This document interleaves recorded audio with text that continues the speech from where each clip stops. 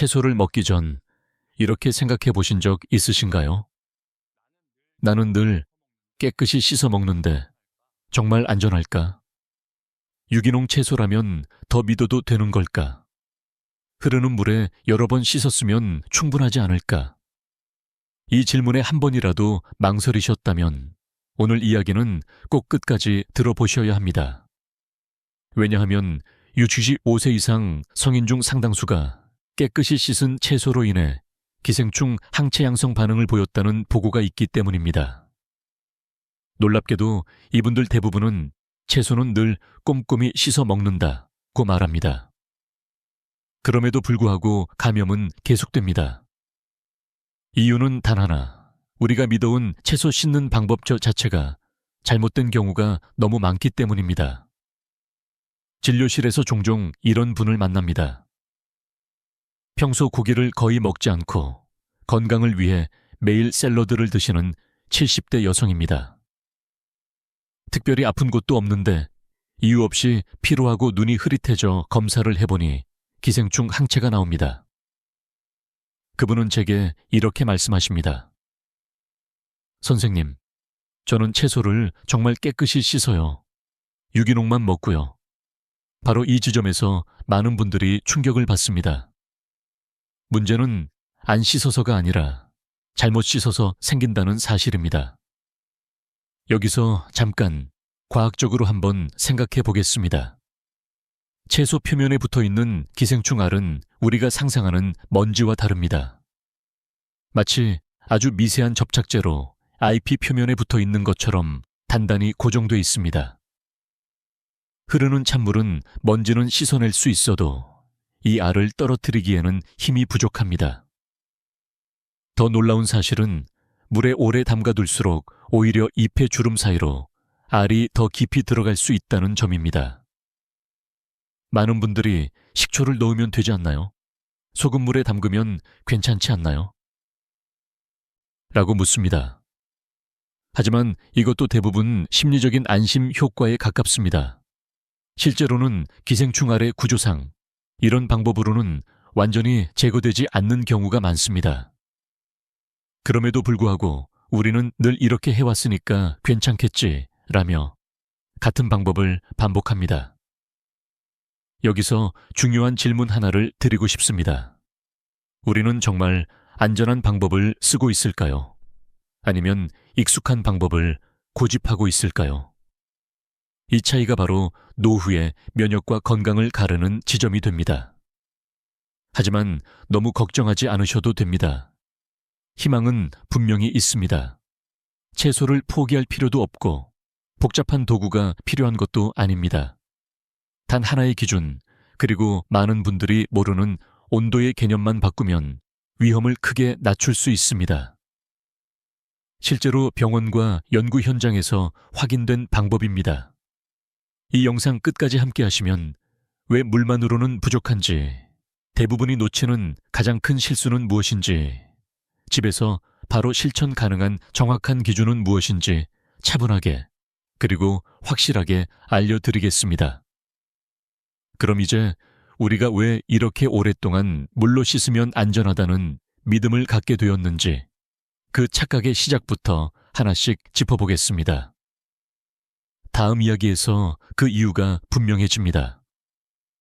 우리는 언제부터 채소를 씻을 때 흐르는 물이면 충분하다고 믿게 되었을까요? 이 믿음은 사실 아주 자연스럽게 만들어졌습니다. 눈에 보이는 흙이 떨어지고 잎이 깨끗해지면 마음도 함께 안심이 되기 때문입니다.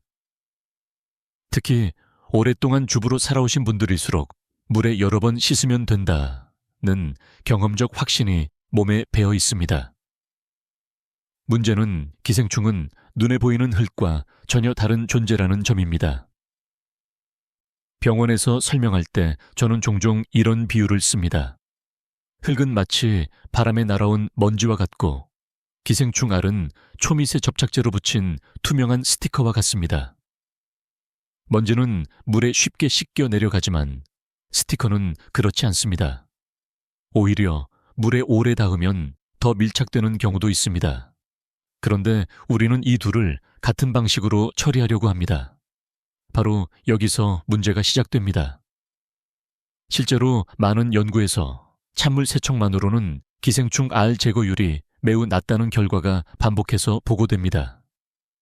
특히 잎이 주름지고 겹쳐있는 채소, 예를 들어 상추나 깨집, 시금치 같은 채소일수록 위험은 더 커집니다. 물줄기가 닿지 않는 미세한 틈이 너무 많기 때문입니다. 그런데도 우리는 흐르는 물에 30초면 충분하다는 말을 너무 쉽게 믿어버립니다. 여기서 한 가지 역설적인 사실이 있습니다. 물을 더 오래 틀어놓고 더 세게 흔들수록 안전해질 것 같지만 실제로는 그렇지 않을 수 있습니다. 잎이 상처를 입으면서 표면 구조가 변하고 그 틈으로 오염원이 더 깊이 들어갈 가능성도 생깁니다. 깨끗해 보이지만 속은 더 취약해지는 셈입니다. 이 부분은 많은 분들이 처음 듣고 놀라시는 지점입니다. 또 하나 흔한 오해가 있습니다. 나는 유기농 채소를 사니까 괜찮다는 생각입니다. 하지만 유기농은 농약을 덜 썼다는 의미이지 기생충이 없다는 뜻은 아닙니다. 오히려 자연 퇴비를 사용하는 과정에서 토양 속 기생충 알과 접촉할 가능성은 더 높아질 수 있습니다. 깨끗한 이미지만으로 안전을 판단하면 오히려 방심하게 됩니다. 이쯤에서 스스로에게 이렇게 물어보셔야 합니다. 우리는 채소를 씻고 있는 걸까요? 아니면 마음을 씻고 있는 걸까요? 안심을 얻기 위한 행동과 실제 위험을 줄이는 행동은 때로 전혀 다릅니다. 특히 면역이 약해지는 노후에는 이 차이가 더 크게 작용합니다. 하지만 다행인 점이 있습니다. 기생충알은 화학약품에는 강하지만 특정 조건에는 약하다는 특성이 있습니다. 이 특성을 이해하면 굳이 세제나 자극적인 방법을 쓰지 않아도 안전을 높일 수 있습니다. 문제는 이 핵심이 일반적인 채소 세척 상식에서는 거의 언급되지 않는다는 점입니다. 잠시 후에는 그동안 잘 보지 못했던 채소 잎의 구조와 기생충 알이 붙는 방식을 조금 더 자세히 살펴보겠습니다. 그 구조를 이해하는 순간 왜 지금까지의 세척 방법이 한계가 있었는지 자연스럽게 납득하게 되실 겁니다. 이제 눈에 보이지 않는 세계로 한 걸음 더 들어가 보겠습니다. 채소를 손에 들고 자세히 들여다보신 적 있으신가요? 멀리서 보면 매끈해 보이지만 가까이 보면 잎 표면에는 수없이 많은 주름과 미세한 홈이 있습니다. 바로 이 구조가 문제의 핵심입니다. 기생충 알은 매끈한 유리 위에 떨어진 먼지처럼 떠있는 존재가 아닙니다. 잎의 구조 속으로 파고들어 자리를 잡는 존재입니다. 기생충 알의 크기는 대부분 눈으로는 구별할 수 없을 만큼 작습니다. 하지만 작다고 해서 약한 것은 아닙니다. 오히려 이 작은 크기 덕분에 채소 잎의 미세한 요철 사이로 쉽게 숨어들 수 있습니다. 특히 상추, 깨집, 시금치처럼 잎이 얇고 주름진 채소는 기생충 알에게는 최고의 은신처가 됩니다. 바람에 날린 흙먼지와 함께 혹은 토양과의 접촉 과정에서 알은 자연스럽게 이 틈으로 들어옵니다. 여기서 많은 분들이 이렇게 생각하십니다. 그래도 물에 흔들면 빠져나오지 않을까요? 하지만 실제로는 정반대의 일이 벌어질 수 있습니다. 물속에서 잎이 흔들리면서 알은 오히려 잎의 안쪽으로 더 깊이 밀려 들어갈 수 있습니다. 마치 스펀지를 물속에서 주무르면 표면의 물이 안쪽으로 더 스며드는 것과 비슷한 원리입니다. 의학적으로 보면 기생충 알의 표면은 단백질과 당 성분으로 이루어진 보호막을 가지고 있습니다. 이 구조는 단순한 물리적 자극에는 잘 떨어지지 않도록 설계되어 있습니다. 흐르는 찬물은 이 보호막을 손상시키지 못합니다. 그래서 깨끗이 씻었는데도 감염이 되는 일이 반복되는 것입니다. 이 사실을 알면 지금까지의 세척 습관이 얼마나 한계가 있었는지 이해하게 됩니다. 이 지점에서 전문가들 사이에서도 의견이 갈립니다.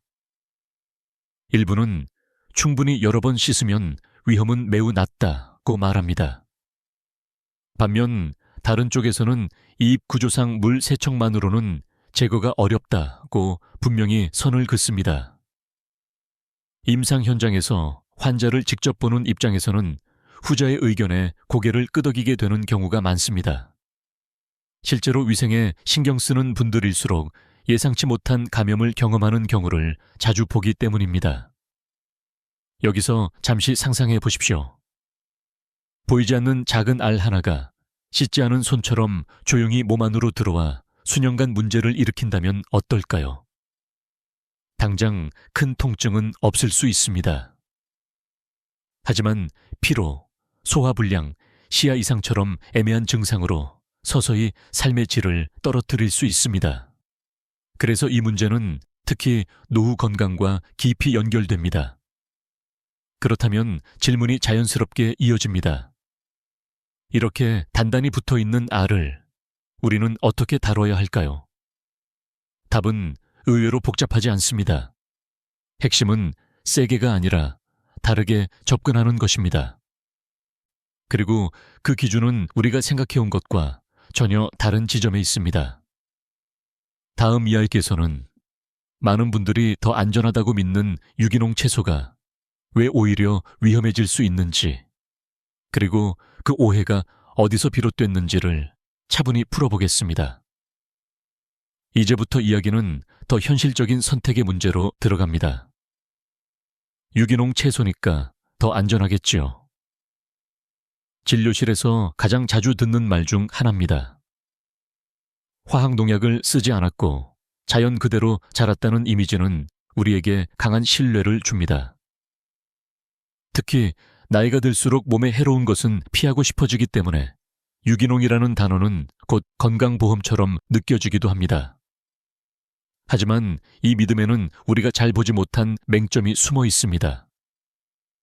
유기농 재배의 핵심은 농약을 줄이는 대신 자연 퇴비와 토양 순환을 활용한다는 점입니다. 문제는 이 자연 퇴비 안에 있습니다. 가축 분뇨나 퇴비화된 유기물에는 눈에 보이지 않는 다양한 기생충 알이 포함될 수 있습니다. 이 알들은 토양에서 오랫동안 살아남을 수 있고 채소가 자라는 과정에서 잎과 줄기에 자연스럽게 옮겨 붙습니다. 농약이 없다는 점은 장점이지만 동시에 자연 속 위험에도 더 가까워진다는 뜻이 됩니다. 여기서 많은 분들이 혼란을 느끼십니다.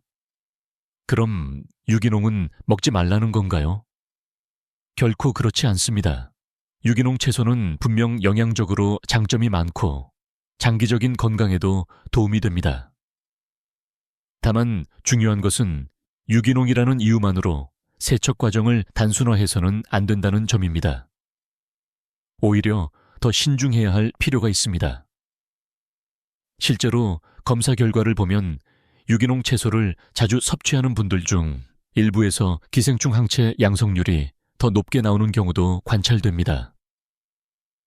이는 유기농이 나쁘다는 뜻이 아니라 유기농을 대하는 우리의 태도가 지나치게 낙관적이었음을 보여줍니다. 몸에 좋으니까 괜찮겠지라는 생각이 경계심을 낮추는 순간 위험은 조용히 들어옵니다. 전문가들 사이에서도 이 문제는 늘 논쟁거리입니다. 어떤 전문가는 유기농도 일반 채소와 동일하게 취급하면 된다고 말합니다.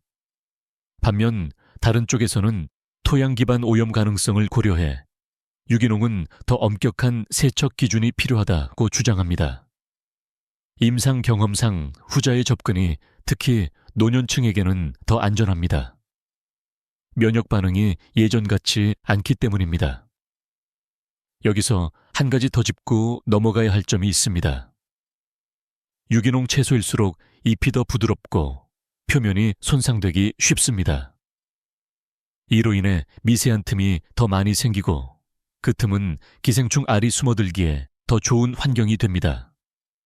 즉, 겉보기에는 자연스럽고 신선해 보여도 구조적으로는 더 취약할 수 있습니다. 이쯤 되면 이런 질문이 떠오르실 겁니다. 그렇다면 우리는 무엇을 믿고 채소를 선택하고 어떻게 씻어야 할까요? 답은 브랜드나 라벨이 아니라 과정과 원칙에 있습니다. 어떤 채소든 같은 기준으로 다뤄야 위험을 줄일 수 있습니다. 다음 이야기에서는 많은 분들이 집에서 가장 흔히 사용하는 방법, 바로 식초, 소금, 베이킹소다, 세척법의 진실을 하나씩 짚어보겠습니다. 과연 이 방법들은 얼마나 도움이 될까요? 그리고 무엇을 기대해서는 안 될까요? 이제 그 궁금증을 풀어보겠습니다. 채소를 씻을 때 가장 흔히 등장하는 세 가지가 있습니다. 식초, 소금, 그리고 베이킹소다입니다. 많은 분들이 이 중 하나쯤은 반드시 사용하고 계실 겁니다. 식초는 살균이 되잖아요. 소금물에 담그면 벌레가 나온다던데요. 베이킹소다는 만능 아니에요. 이런 말도 자주 듣습니다. 그런데 여기서 꼭 짚고 넘어가야 할 사실이 있습니다. 이 방법들은 완벽한 해결책이 아니라는 점입니다. 먼저 식초부터 살펴보겠습니다. 식초는 분명 일부 세균을 줄이는 데 도움이 됩니다. 산성 환경에 약한 세균에게는 효과가 있습니다. 하지만 기생충 알은 이야기가 다릅니다. 기생충 알은 산성 환경에서도 살아남도록 설계된 보호막을 가지고 있습니다. 즉, 식초물에 잠깐 담근다고 해서 알이 죽거나 떨어져 나간다고 기대하기는 어렵습니다. 오히려 식초 냄새가 이제 안전하다는 착각을 만들어 세척을 더 빨리 끝내게 만드는 경우도 많습니다. 그렇다면 소금물은 어떨까요? 소금물에 채소를 담그면 가끔 작은 벌레가 떠오르는 것을 보신 적 있으실 겁니다. 이 경험 때문에 소금물은 확실하다고 믿는 분들이 많습니다. 하지만 떠오르는 것은 대부분 성충이나 눈에 보이는 곤충입니다. 문제의 핵심인 기생충 알은 거의 보이지 않습니다. 더구나 농도가 낮은 소금물은 알의 구조에 큰 영향을 주지 못합니다. 짠맛이 느껴질 정도의 농도를 쓰기도 어렵기 때문에 실질적인 효과에는 한계가 있습니다. 베이킹소다는 어떨까요? 베이킹소다는 농약 제거와 관련해 자주 언급됩니다. 실제로 일부 농약 성분을 줄이는 데에는 도움을 줄 수 있습니다. 하지만 기생충 알 제거와는 전혀 다른 문제입니다. 베이킹소다는 알의 접착 구조를 파괴할 만큼 강력하지 않습니다. 다시 말해, 농약과 기생충은 같은 기준으로 다뤄서는 안 됩니다. 이 차이를 놓치면 나는 다 했는데 왜? 라는 상황이 반복됩니다. 이쯤에서 중요한 질문을 던져보겠습니다. 우리는 지금 무언가를 하고 있다는 안심을 원했던 걸까요? 아니면 실제로 위험을 줄이고 싶었던 걸까요? 식초, 소금, 베이킹소다는 사용하면 마음이 편해집니다. 하지만 마음의 안심과 의학적 안전은 꼭 일치하지 않습니다. 특히 면역력이 떨어지는 시기에는 이 차이가 더 크게 작용합니다. 전문가들 사이에서도 의견은 갈립니다. 일부는 이 방법들로도 충분하다고 말합니다. 하지만 다른 쪽에서는 보조 수단일 뿐 핵심은 아니다라고 강조합니다. 임상 경험상 이 세 가지 방법만 믿고 안심하는 것이 가장 위험한 지점이 되는 경우가 많습니다. 실제로 감염 사례를 보면 식초로 씻었다, 소금물에 담갔다는 말이 빠지지 않고 등장합니다. 그렇다면 답은 무엇일까요? 화학약품을 더 써야 할까요? 더 세게 문질러야 할까요? 아닙니다. 해답은 의외로 단순합니다. 기생충 알이 가장 약해지는 조건, 바로 우리가 거의 신경 쓰지 않았던 온도에 있습니다. 다음 이야기에서는 병원과 연구 현장에서 공통적으로 강조되는 채소 세척의 진짜 기준 온도를 구체적으로 말씀드리겠습니다. 이 기준을 알게 되면 지금까지의 방법이 왜 부족했는지 자연스럽게 이해되실 겁니다. 지금까지 이야기한 내용을 종합해보면 자연스럽게 하나의 결론에 가까워집니다. 기생충 알은 물에도 강하고 산에도 강하며 소금에도 쉽게 흔들리지 않습니다. 그렇다면 무엇에 약할까요? 많은 분들이 놓치고 있었지만 의료 현장에서는 비교적 분명한 답이 있습니다. 바로 온도입니다. 특히 우리가 일상에서 거의 사용하지 않는 애매한 온도 구간이 핵심입니다. 병원과 연구 자료를 보면 기생충알은 고온에서는 단백질 구조가 변형됩니다. 문제는 얼마나 뜨거워야 하느냐입니다. 끓는 물은 분명 효과적이지만 채소를 삶아버리면 식감과 영양이 크게 손상됩니다. 그래서 많은 분들이 그럼 현실적으로 방법이 없지 않나 라고 생각합니다. 하지만 그렇지 않습니다. 약 50도 전후의 물이 바로 우리가 찾던 지점입니다. 50도 정도의 물은 손을 오래 담그기엔 뜨겁지만 잠깐 스치듯 닿는 것은 가능한 온도입니다. 이 온도에서 기생충 알의 보호막 단백질은 서서히 변성을 일으키기 시작합니다. 죽이지는 않더라도 알이 잎에 단단히 붙어 있을 수 있는 힘을 크게 약화시킵니다. 쉽게 말해 붙어있던 접착력이 느슨해지는 것입니다. 그 순간에 흐르는 물로 헹구면 그동안 떨어지지 않던 것들이 빠져나올 가능성이 커집니다. 여기서 중요한 포인트는 시간입니다. 오래 담글 필요가 없습니다. 오히려 오래 담그면 채소가 숨이 죽습니다. 연구와 임상에서 권장되는 방식은 약 50도 물에 2000제 30초 정도만 담갔다가 바로 흐르는 물로 헹구는 것입니다. 이 짧은 과정이 지금까지의 세척 방식과는 질적으로 다른 결과를 만들어냅니다. 이 이야기를 들으면 이런 걱정이 드실 수 있습니다. 그렇게 뜨거운 물에 담그면 채소가 상하지 않을까요? 물론 주의는 필요합니다. 하지만 대부분의 잎채소는 이 정도의 짧은 온도 자극에는 구조적으로 큰 손상을 받지 않습니다. 오히려 식감 변화 제한 없이 세척 효과만 높일 수 있습니다. 중요한 것은 끓는 물이 아니라 뜨거운 물이라는 점, 그리고 잠깐이라는 시간 감각입니다. 전문가들 사이에서도 이 방법은 비교적 합의가 이루어진 편입니다. 물 세척만으로 부족하다는 점에는 이견이 많지 않습니다. 다만 온도 활용에 대해 일반인에게 충분히 전달되지 않았을 뿐입니다. 이유는 간단합니다. 조심스럽게 설명하지 않으면 잘못 따라 하다가 화상을 입을 수 있기 때문입니다. 그래서 방송이나 광고에서는 잘 다뤄지지 않았습니다. 여기서 한 번 더 생각해 보셔야 합니다. 우리는 왜 이렇게 오랫동안 찬물에만 집착해 왔을까요? 익숙함 때문입니다. 하지만 익숙함은 안전을 보장하지 않습니다.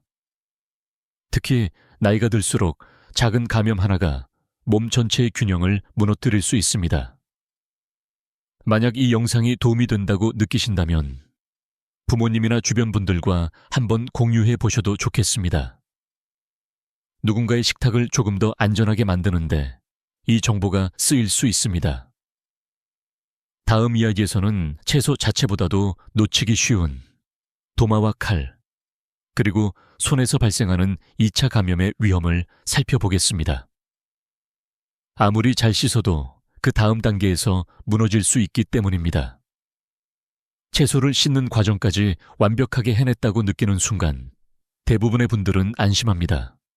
하지만 바로 그 다음 단계에서 가장 흔하면서도 가장 조용한 위험이 기다리고 있다는 사실은 잘 알려져 있지 않습니다.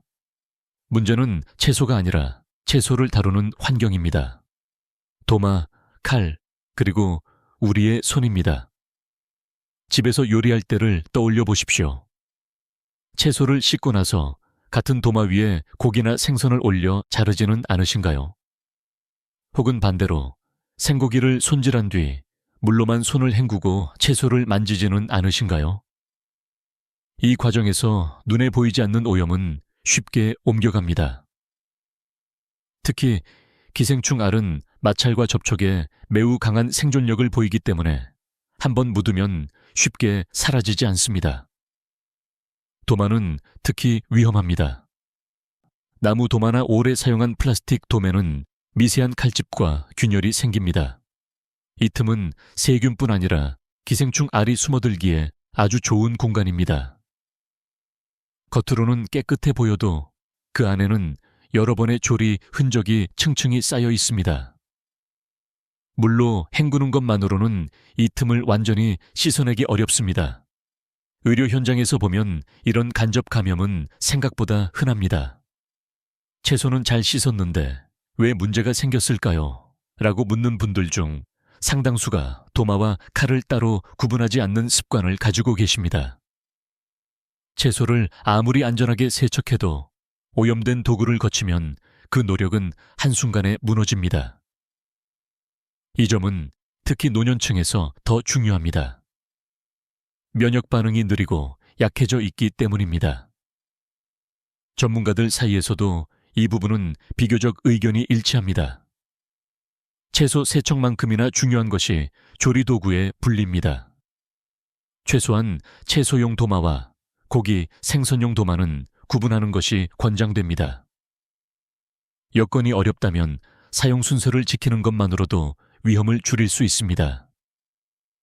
채소를 먼저 손질하고 마지막에 고기를 다루는 것입니다. 그리고 그 사이에는 반드시 손을 비누로 씻어야 합니다. 여기서 한 가지 더 놓치기 쉬운 부분이 있습니다. 바로 손입니다. 손은 가장 자주 움직이고 가장 많이 닿는 도구입니다. 하지만 물로 한번 헹구면 괜찮겠지라는 생각이 아직도 남아 있습니다. 기생충알은 물에 쉽게 떨어지지 않습니다. 손바닥 주름, 손톱 주변에 남아있다가 다음 음식으로 옮겨갈 수 있습니다. 그래서 손 세척은 짧더라도 비누를 사용하는 것이 필수입니다. 이쯤에서 스스로에게 질문해 보셔야 합니다. 우리는 채소만 관리하고 있었던 건 아닐까요? 사실 음식 안전은 하나의 점이 아니라 과정 전체의 연결입니다. 한 단계라도 느슨해지면 전체가 영향을 받습니다. 다음 이야기에서는 나이가 들수록 왜 이런 작은 감염에도 더 크게 흔들리는지, 즉 노후 면역과 기생충 감염의 관계를 차분히 설명드리겠습니다. 이 연결고리를 이해하면 지금까지의 이야기가 하나로 이어질 것입니다. 나이가 들수록 예전엔 괜찮았는데 요즘은 왜 이렇게 회복이 느릴까라는 말을 자주 하게 됩니다. 이 변화의 중심에는 면역의 속도와 방향이 있습니다. 젊을 때의 면역은 빠르고 강하게 반응합니다. 하지만 노년의 면역은 느리고 때로는 엉뚱한 방향으로 반응합니다. 이 차이가 바로 기생충 감염을 더 위험하게 만드는 이유입니다. 기생충은 감기처럼 바로 증상을 드러내지 않는 경우가 많습니다. 몸 안으로 들어온 뒤 조용히 자리를 잡고 오랜 시간 문제를 일으킵니다. 젊은 시절에는 면역이 이를 어느 정도 억제하거나 가볍게 지나가기도 합니다. 하지만 나이가 들면 이야기가 달라집니다.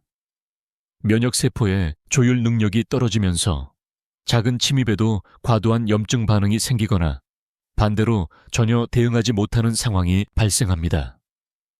그래서 노년층의 기생충 감염은 증상이 애매한 경우가 많습니다. 극심한 통증 대신 만성 피로, 이유 없는 체중 변화, 소화불량, 가벼운 어지럼 같은 형태로 나타납니다. 문제는 이런 증상들이 나이 들어서 그렇지 라며 쉽게 지나쳐진다는 점입니다. 그 사이에 기생충은 몸 안에서 서서히 면역 균형을 흔듭니다. 의료 현장에서 보면 이런 경우가 적지 않습니다. 검사를 해보면 특별한 병은 없는데 기생충 항체가 높게 나옵니다. 환자분은 의아해합니다. 저는 날 것도 안 먹고 채소도 늘 씻는데요. 바로 이 지점에서 지금까지 이야기한 잘못된 세척 상식과 생활 습관이 하나로 이어집니다. 전문가들 사이에서도 공통된 의견이 있습니다. 노년기의 면역은 강하게 만들기보다 불필요한 자극을 줄이는 것이 훨씬 중요합니다. 기생충 감염은 그 자극의 대표적인 예입니다. 눈에 띄지 않지만 면역을 지속적으로 소모시키고 다른 질환의 회복까지 더디게 만듭니다. 여기서 중요한 질문을 하나 드리고 싶습니다. 우리는 건강을 더하려고 채소를 먹고 있는데 그 과정이 오히려 부담이 되고 있다면 어떨까요? 이 질문이 불편하게 느껴진다면 오히려 제대로 짚고 있다는 신호입니다. 채소는 포기할 대상이 아니라 다루는 방식을 조정해야 할 대상입니다. 다행히도 오늘 이야기의 핵심은 공포가 아닙니다. 우리가 조금만 기준을 바꾸면 위험은 충분히 관리할 수 있습니다. 이미 말씀드린 세척 온도, 도구 분리, 손 위생만으로도 감염 가능성은 크게 낮아집니다. 이것은 거창한 치료가 아니라 생활 속 예방입니다.